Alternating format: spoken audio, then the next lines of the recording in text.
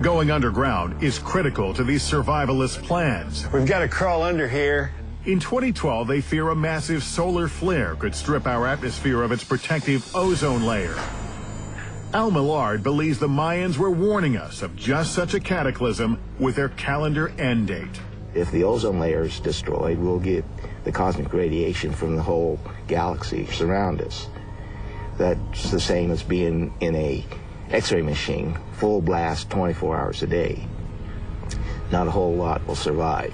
Here we encounter wow. First blast door. It's massive. Oh my God. It needs work. So basically, you have to be about 6 feet underground or better. How do these things latch?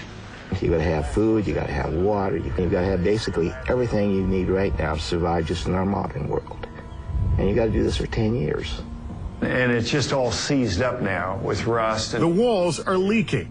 The blast doors are in less than peak condition. You guys watch out, there's no railing right here. Yeah. What's left of the original structure is rusting away or missing altogether. This is the upper floor of the launch control. See I this? am amazed.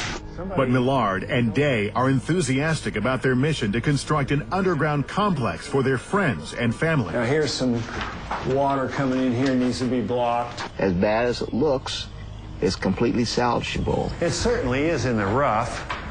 It's a multi-million-dollar structure in the rough. What they're thinking about is possible, yes. It's possible, it's not easy. This shows you how thick the... Millard and Day have now seen firsthand what it will take to turn a site like this into a survival habitat by 2012. The odds are stacked against them, but they're determined to do whatever it takes to survive. I figure you plan for the worst and you hope for the best. And that's all you can do. Whoa, look at the hole in the wall. We plan this. If it doesn't come to pass, that's fine. I'd rather it not come to pass. But if it does, at least a few of us will be able to survive and start civilization up again. Every day people tell me, what if you're wasting your time, and what if 2012 doesn't happen? My question to them is, what if something does happen? What if we don't do nothing about it? And what if humanity dies out like the dinosaurs? What if?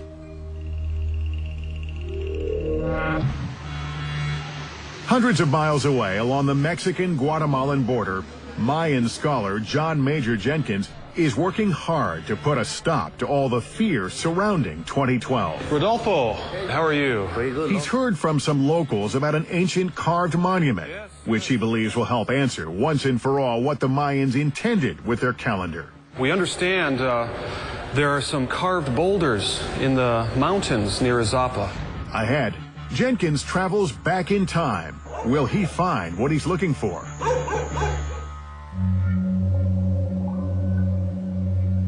Also, Richard C. Hoagland attempts to uncover evidence that the Maya did intend to warn us with their 2012 end date. The sun is just breaking over the mountains at 7:12. He scales a pyramid just before dawn on a mission to stop the world from ending. When 2012, Startling New Secrets concludes.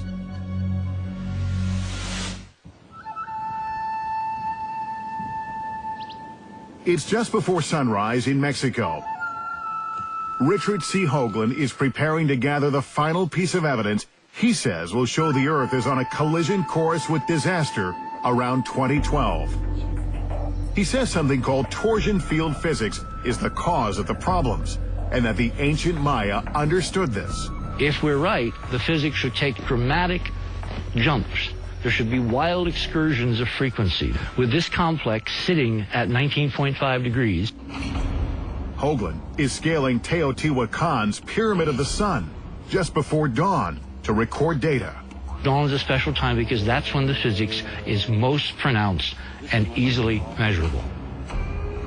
We climbed that pyramid from the base to the top, stopping at various places, measuring, recording, and storing information from this little accutron sensor, a little tuning fork, vibrating back and forth at 360 hertz. And what we found is everything went almost off scale. The sun is just breaking over the mountains at 7:12.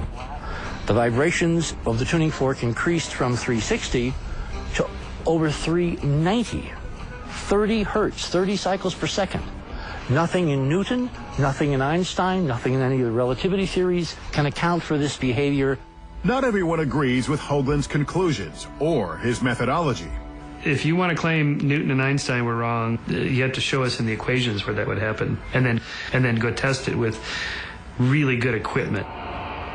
But for Hoagland, the data he collected today is confirmation that torsion field physics is real and poses a danger to humanity in 2012 unless action is taken. This set of readings is so incredibly positive and hopeful because it says that you can literally manipulate space-time to make whatever you want to happen ultimately happen. According to Hoagland, the next step is to invent technology to control torsion fields. And he says there's only one way for something of that magnitude to happen. Governments of the world must join forces before time runs out. If it's properly pursued, it liberates the human race. All 6 billion people deserve this information.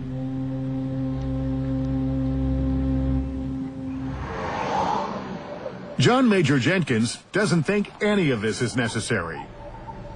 He's equally convinced of his theory that the Maya never saw 2012 as a doomsday, and he's on the Mexican-Guatemalan border hunting down evidence to back it up. It's been a challenge to track down leads, but his perseverance pays off. Here it is. This is what we've been looking for. Wow. All right. Jenkins says he's able to decipher pictographs, which could date back 2,000 years. Man, I am just blown away. This is really incredible. I mean, what we have here is we're making out this incredible scene here. I'm just astounded and amazed that we got here, we found it, and we were actually able to figure out what's going on in all these squiggles on the rock boulder. He believes the 2012 prophecy is unfolding before him. I see a leg here, and I see a leg here, and I see a body of some kind. These may be arms. Jenkins discovers a human figure, positioned as if it's giving birth. Sort of a birthing posture. Just to the right, he deciphers a sacrifice scene. And this is a whole figure here, this is a whole figure. Together, these images, according to Jenkins, illustrate the end of one cycle and the beginning of the next. This is the classic image of deity sacrifice with the hatchet chopping off the head. It's probably an illustration of the hero twin creation myth. Here's the head with the eye socket and the mouth. This monument is a critical piece of the puzzle that proves the ancient Maya thought about 2012 as not a doomsday, but a transformation and a renewal, the end of one world age and the beginning of a new one. Jenkins firmly believes he has discovered the evidence he was searching for, making him even more certain the Maya never intended the end of their calendar to mean the end of our world. Despite his confidence, others remain convinced the Mayan calendar is, in fact, a warning, one we can't afford to ignore. But the truth remains, until December 21st, 2012 arrives, we can only speculate about whatever may occur.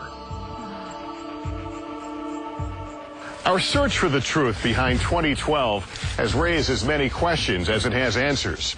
It seems no one can say with any certainty what will happen on December 21st, 2012. Will a great cataclysm strike the Earth, bringing about the end of days? Will a new era be ushered in, with the potential for unprecedented peace and prosperity? Or will it simply be another day on the calendar? I'm Lester Holt.